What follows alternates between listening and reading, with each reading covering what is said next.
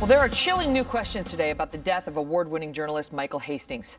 Hastings, who is best known for a critical Rolling Stone article that led to the resignation of General Stanley McChrystal, was killed in a fiery car crash early last week. But now we're learning that just hours before the crash, Hastings sent a panicked email to colleagues. Well, you decide whether it's panicked.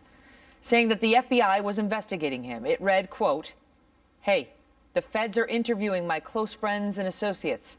Perhaps if the authorities arrive at BuzzFeed headquarters, it may be wise to immediately request legal counsel before any conversations or interviews about our news gathering practices or related journalism issues. Also, I'm onto a big story and need to go off the radar for a bit." End quote. Ali Garib is a reporter for the Daily Beast and a friend of Michael Hastings, and he joins us live by phone. Ali, thank you for being here.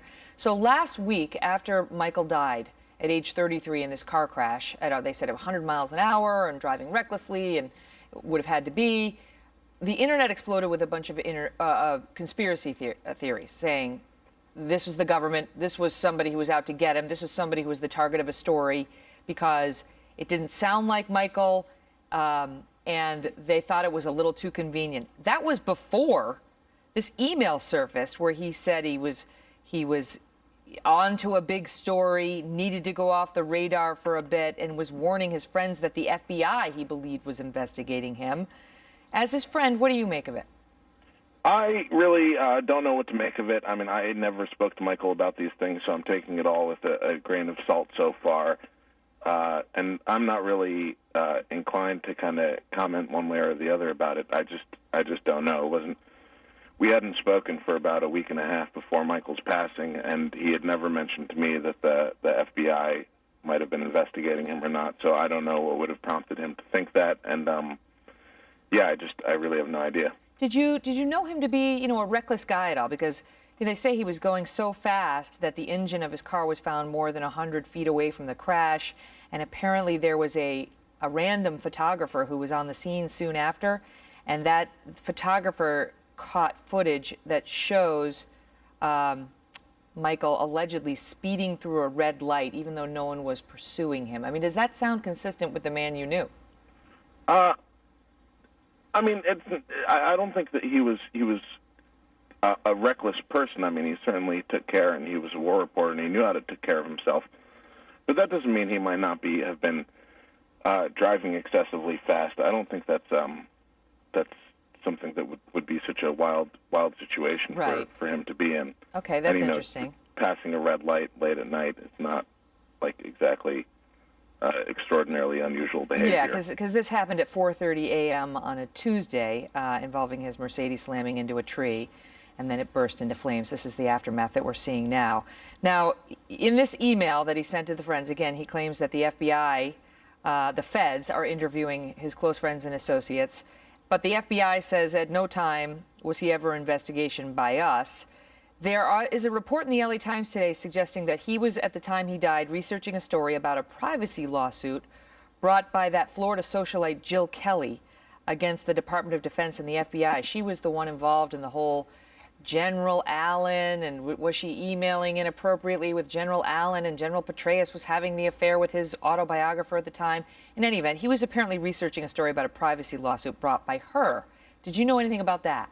No, I hadn't talked to that. We talked about the contours of a couple stories he was working on at the time that I probably shouldn't talk about, and let the Rolling Stone and BuzzFeed handle those. But I hadn't heard anything about that. That might have been something that he'd been tipped off to in the intervening week and a half.